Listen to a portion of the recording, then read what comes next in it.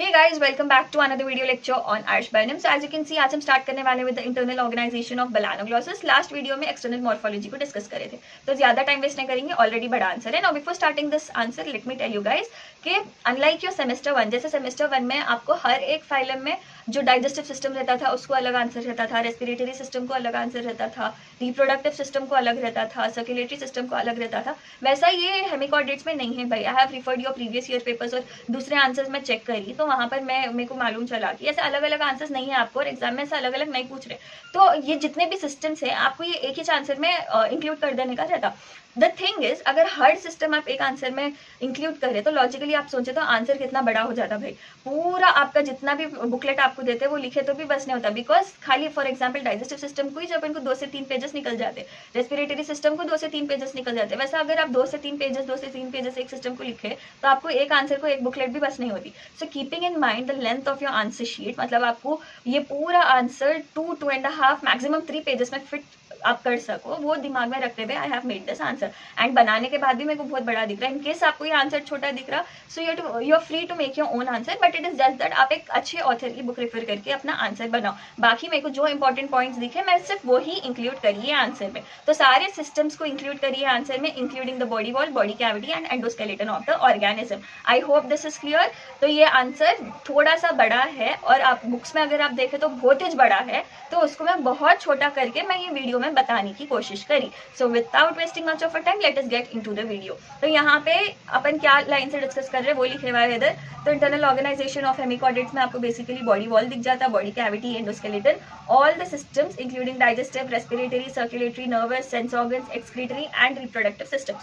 तो ये सब अपन एक के बाद एक ये वीडियो में डिस्कस करने वाले हैं. याद रखो कि ये बहुत छोटा आंसर, मतलब हर सिस्टम के अंदर मैं डिटेल में नहीं, it is just that I have extracted few good points, important points and made this answer. तो ज्यादा डिटेल में ये आंसर नहीं है, ठीक है. डिटेल में गए तो भाई आपको एक बुकलेट भी बस नहीं होती. तो फर्स्ट अपन स्टार्ट करेंगे विद द बॉडी वॉल. अब बॉडी वॉल में देखो आउटर लेयर दिख जाता, इनर लेयर दिख जाता. Outer layer is made up of epidermis, inner layer में आपको मसल लेयर दिख जाता, मतलब बेसिकली मस्कुलेचर दिख जाता. First will talk about the outer epidermis layer. Now this epidermis is made up of epithelial cells. अब ये जो epithelial cells है फिर 2 टाइप्स के हैं भाई, ciliated epithelial cells and glandular cells. अब ciliated मतलब मालूम cilia प्रेजेंट रहता. अब glandular फिर 3 टाइप्स के आपको glandular cells इनके पास दिख जाते. फर्स्ट है गॉबलेट सेल्स, सेकंड है रेटिकुलेट सेल्स एंड थर्ड है मलबेरी सेल्स. अब गॉबलेट सेल्स को आप फ्लास्क शेप्ड, गॉबलेट सेल्स जो रहते हैं वो फ्लास्क शेप्ड के रहते हैं. रेटिकुलेटेड सेल्स जो रहते हैं लॉन्ग रहते हैं, मलबेरी सेल्स भी लॉन्ग रहते हैं. अब रेटिकुलेट और मलबेरी सेल्स में क्या डिफरेंस रहता है भाई, इन लोग लॉन्ग रहते हैं with vacuolated cytoplasm, whereas mulberry cells अगर आप देखें तो आपको पोस्ट साइटोप्लाज्म दिख जाता. गॉबलेट सेल्स और रेटिकुलेट सेल्स जो है म्यूकस सेक्रीट करने में हेल्प करते, whereas the mulberry cells will help you to secrete the amylase. So that was all about the epidermal layer. Next है the inner layer, musculature layer. तो अपन इसको डिवाइड कर देते भाई. प्रोबॉसिस का मस्कुलेचर अलग पड़ते, कॉलर का मस्कुलेचर अलग पड़ता है, ट्रंक का मस्कुलेचर अलग पड़ते. प्रोबॉसिस का मस्कुलेचर में अगर आप देखें तो आपको एक थिन लेयर दिख जाता, थिक लेयर दिख जाता, thin layer of circular muscle fibres दिख जाते हैं and thick layer of longitudinal muscle fibres दिख जाते हैं. That was all about proboscis musculature.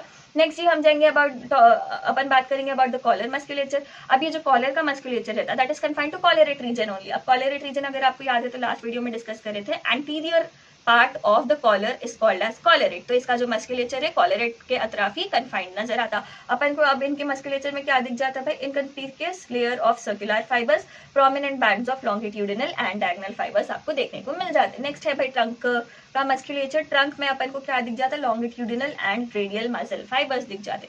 ठीक है, that was all about the first topic. Next हम बात करेंगे about the body cavity. Body cavity क्या है भाई, बचपन से अपन पढ़ते हुए आ रहे हैं, that is nothing but the coelom. अब इनका जो सीलोम है it is enterocoelous coelom. Now what do you mean by enterocoelous coelom? Coelom formed from the developing gut is called as enterocoelous coelom, formed from developing gut. ठीक है, यहाँ पे आपको एंटीरोसीलस coelom दिख जाता. अब ये भी 3 पार्ट्स में डिवाइडेड है. फर्स्ट है प्रोबॉसिस सीलोम, नेक्स्ट है कॉलर सीलोम, नेक्स्ट है ट्रंक सीलोम. अब प्रोबॉसिस सीलोम अगर आप देखें तो उसको आप प्रोटोसील भी बोल सकते हैं. ठीक है, ये एक सिंगल स्पेस है लार्जली ऑक्यूपाइड बाय ये सब स्ट्रक्चर्स. तो बेसिकली ये सिंगल है ऐसा सीलोम. ये प्रोबॉसिस में ऐसा कैविटी दिख जाती है, single cavity, that is called as the proboscis coelom और प्रोटोसील. अब ये क्या क्या एनक्लोज करती भाई, this encloses muscle connective tissue, few structures like buccal, diverticulum, glomerulus, central sinus of heart, dorsal central sinus of heart. That's it. ये दूसरा point है. ठीक है, तो ये सब चीजें जो भी अपन डिस्कस करें वो सब अपन को प्रोटोसील में दिख जाता। अब ये जो प्रोटोसील है इसके दो कंपार्टमेंट है basically, this is divided into dorsal and ventral compartments. Dorsal and ventral compartment में इसका डिवीजन कैसा होता है, because of dorsal and ventral mesenteries, dorsal plus ventral mesentery से इन लोग डिवाइडेड रहते। ये है सिंगल, बट ये डिवीजन आपको डॉर्सल एंड वेंट्रल डिवीजन भी दिख जाता प्रोटोसील में, दो कंपार्टमेंट्स बना देते हैं इन लोग डॉर्सल एंड वेंट्रल मीसेंटेरीज के थ्रू। नेक्स्ट है जी कॉलर सीलोम, जिसको अपन मीसोसील भी बोल दे सकते हैं। अब यहाँ पे अनलाइक द फर्स्ट वन, मतलब प्रोबोसिस सीलोम से हटके रहता है इन्हें, आपको यहाँ पे दो कैविटीज दिख जाते। फॉर एग्जाम्पल कॉलर रीजन में ऐसा आजू बाजू आपको दो कैविटीज दिख जाते, they are nothing but the collar coelom. दो cavities है, they lie side by side to the collar, that is what we have discussed here. Now they are separated by mid dorsal and mid ventral mesenteries, और ये जो collar coelom रहते हैं they will further open into the gill sacs of its side। ये दो cavities कहाँ पे open होते हैं, अपने side के gill sacs में open होते हैं, and they will open out to the exterior by the collar pore के थ्रू उन लोग एक्सटीरियर में ओपन होते, ठीक है, ये चीज याद रखो। Next moving ahead, next will talk about the trunk coelom. Trunk coelom को आप मेटासील भी बोल दे सकते हैं। अब यहाँ पे इन लोग के दो क्लोज्ड कैविटीज रहते हैं and these are present between the body wall and the alimentary canal. For example if this is the alimentary canal, ठीक है, this is the body wall. अब ये एलिमेंटरी कैनाल बॉडी वॉल के बीच में ऐसे दो क्लोज्ड कैविटीज आपको दिख जाते, they are nothing but the trunk coelom, ठीक है। यहाँ पे दीज आर सेपरेटेड बाय, ये जो ट्रंक सीलोम है they are separated by incomplete dorsal mesentery and a complete ventral mesentery. So that was all about the coelom या फिर body cavity as well. Now moving ahead let us talk about the endoskeleton. अब endoskeleton के लिए देखो इनके पास ऐसे definite endoskeleton बोले सो नहीं रहता, बट थोड़े स्ट्रक्चर्स रहते जो उनको सपोर्ट करने में हेल्प करते। तो फर्स्ट है जी बकल डाइवर्टिकुलम। अब ये जो बकल डाइवर्टिकुलम है ये pre oral extension of the gut है। अब ये बकल डाइवर्टिकुलम की वजह से इसको एक कॉर्डेट समझा जाता था पहले के जमाने में। Why like that? Because this buccal diverticulum was considered to be the notochord, but later ये रियलाइज करे कि ये ऑर्गेनिज्म के पास ऐसा नोटोकॉर्ड बोले से ऐसी कोई चीज नहीं है, इसलिए इसको अलग फाइलम में डाल दिए थे, ठीक है। तो ये buccal diverticulum, what is buccal diverticulum, this is the pre oral extension of the gut. Next है जी इनके पास प्रोबोसिस स्केलेटन भी है, जिस which is also called as nuchal skeleton या फिर न्यूट्रल स्केलेटन। नेक्स्ट है इनके पास ब्रांकियल स्केलेटन। अब ये जो ब्रांकियल स्केलेटन है that will support the you shaped Gill क्लेफ्ट्स। तो ये जो अगर यू शेप का गिल है उसको ऐसे सपोर्ट करने में ये स्ट्रक्चर्स रहते हैं which are called as the branchial skeleton. Next है जी पाइगोकॉर्ड। अब ये पाइगोकॉर्ड क्या है, this is longitudinal rod like structure. This may support the soft abdominal region of the organism. Now moving ahead, next हम बात करेंगे about the digestive system. अब digestive system में देखो एलिमेंट्री कैनाल इनका स्ट्रेट ट्यूब रहता है, ST स्टैंड फॉर स्ट्रेट, ठीक है। Alimentary canal is a straight tube, it starts from mouth and ends into anus. अब माउथ एंड एनस के बीच में आपको चार स्ट्रक्चर्स दिख जाते हैं, namely the buccal tube, pharynx, oesophagus and intestines. First let us start with the mouth. Mouth के बारे में लास्ट वीडियो में भी डिस्कस करे थे। तो ये वेंट्रल साइड पर रहता, माउथ वाइड रहता, सर्कुलर रहता, कभी बंद नहीं होता।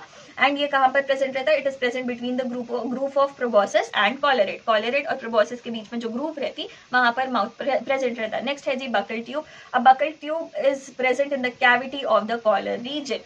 तो कॉलर रीजन के कैविटी में आपको बकल ट्यूब दिख जाता है। It is made up of epithelial wall which has glandular goblet cells, ठीक है। द एपिथेलियल, आप ऐसा भी लिख सकते हैं, the epithelial wall of the buccal tube has glandular goblet cells, ठीक है। नेक्स्ट है जी भाई फेरिंग्स। अब pharynx is present in the branchial region of the trunk. Last video में अपन डिस्कस करे थे ट्रंक के 3 रीजन्स रहते, branchiogenital region, hepatic region and post hepatic region. तो ब्रांकियल रीजन में अपन को फेरिंग्स दिख जाता है भाई। अब ये जो फेरिंग्स है वो इनकम्प्लीटली डिवाइडेड रहता है into the branchial portion and digestive portion.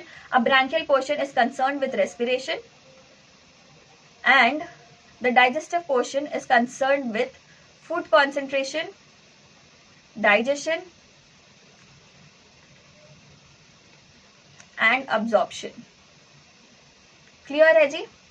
तो दो डिविजन आपको दिख जा रहे हैं, एक फर्स्ट डिवीजन जो है रेस्पिरेशन से कंसर्न रहता है, दूसरा डाइजेशन से कंसर्न रहता, और ये इनकम्प्लीटली डिवाइडेड रहते हैं, ठीक है। नेक्स्ट देखो ईसोफेगस। अब ये जो फेरिंग्स के जो डिविजन रहते हैं, डॉर्सल एंड वेंट्रल डिवीजन, वो कुछ हद तक ईसोफेगस में भी कंटिन्यू होते, ठीक है, extends for some distance in oesophagus as well. तो basically pharynx opens in through the oesophagus, first point रहता। उसके बाद आप ये पॉइंट लिख दे सकते हैं, that is the dorsal and ventral division extends for some distance into the oesophagus. Next है जी इंटेस्टाइन्स। इंटेस्टाइन्स देखो आपको हिपैटिक रीजन और पोस्ट हिपैटिक रीजन में दिख जाते हैं। अब हिपैटिक रीजन में इंटेस्टाइन्स जो है हाईली वैस्कुलर रहते हैं एंड डॉर्सल साइड में सैक लाइक स्ट्रक्चर्स आपको दिख जाते हैं which are nothing but the hepatic C K.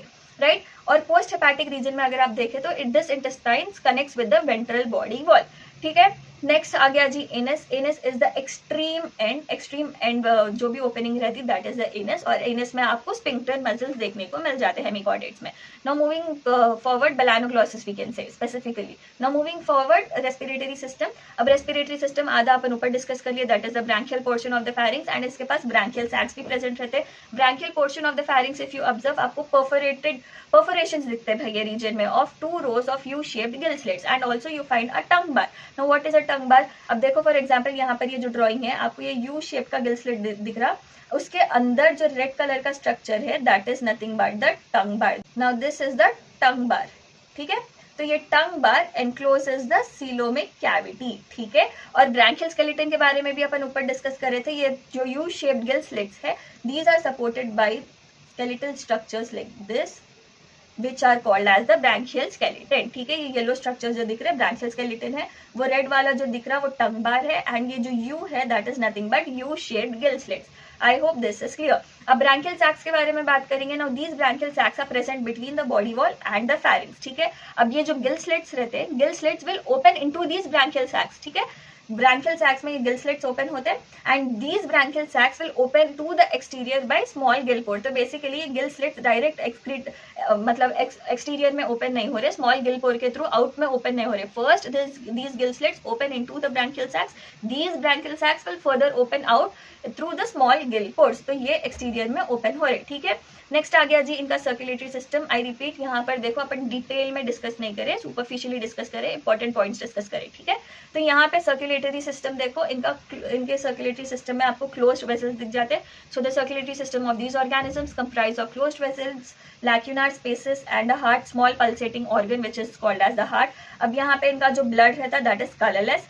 आपको ब्लड कॉर्पसल्स या तो बिल्कुल नहीं दिखते या बिल्कुल थोड़े ब्लड कॉर्पसल्स दिखते हैं। सो नो और very few blood corpuscles are found in the blood and no respiratory pigment is found in the blood of these organisms. So that was all about the circulatory system. अब इनके पास ना dorsal vessels, ventral vessels भी रहते हैं। As I already told you, ज्यादा detail में अगर गए तो आंसर बहुत ज्यादा बड़ा हो जाता, आपका पेपर भी बस नहीं होता। Next moving ahead, let us talk about the excretory system. अब इनके एक्सक्रीशन के लिए जो ऑर्गन है दैट इज द ग्लोमेरुलस और द प्रोबॉसिस ग्लैंड, ठीक है। जो भी एक्सक्रीटरी वेस्ट रहता है that comes into the glomerulus, glomerulus से प्रोबॉसिस सीलोम, प्रोबॉसिस सीलोम से बाहर प्रोबॉसिस पोर से निकल जाता है उन्हें। तो excretory waste enters the glomerulus, glomerulus से the waste enters the proboscis coelom, and proboscis coelom will eliminate these waste through the proboscis pore, ठीक है। ये प्रोबॉसिस पोर जो है एक्सटीरियर ओपनिंग रहती। नेक्स्ट जी नर्वस सिस्टम के बारे में डिस्कस करेंगे। इनका nervous system is very primitive type, basic type of nervous system रहता। It is similar to that of invertebrates. अब इनके नर्वस सिस्टम में आपको क्या क्या दिख जाता है? It consist of epidermal plexus और layer of nerve cells and nerve fibres just below the epidermis. Next moving ahead, sense organs. इनके sense organs are very poorly developed. अब एपिडर्मिस में अगर आप देखें तो आपको न्यूरोसेंसरी सेल्स दिख जाते हैं, ठीक है। अब ये neurosensory cells will join the nerve net. Apart from this proboscis के वेंट्रल साइड में आपको एक यू शेप का डिप्रेशन दिख जाता है। The ventral side of the proboscis have a depression, U shape depression which is called as the preoral ciliary organ, and this is the chemoreceptor. तो यहाँ पर आई होप आपको क्लियर है, purely developed sense organs रहते हैं, neurosensory sales epidermis में दिख जाते हैं, और प्रोबॉसिस के वेंट्रल साइड में कैविटी दिखती है, यू शेप की डिप्रेशन दिखती, that is the preoral ciliary organ which is a chemoreceptor. Now moving ahead, next will talk about the reproductive system which is the last part of the answer. अब reproductive system में देखो sexes separate है, mail अलग रहता, female अलग रहता, but उनको ना इजीली डिफ्रेंशिएट नहीं कर सकते क्योंकि उनके अंदर सेक्सुअल डायमॉर्फिज्म ज्यादा नहीं है भाई। तो यहाँ पर उन लोगों को डिफ्रेंशिएट करने के लिए उनके गोनेट के कलर्स को देखते। So colour of gonad is observe for the differentiation,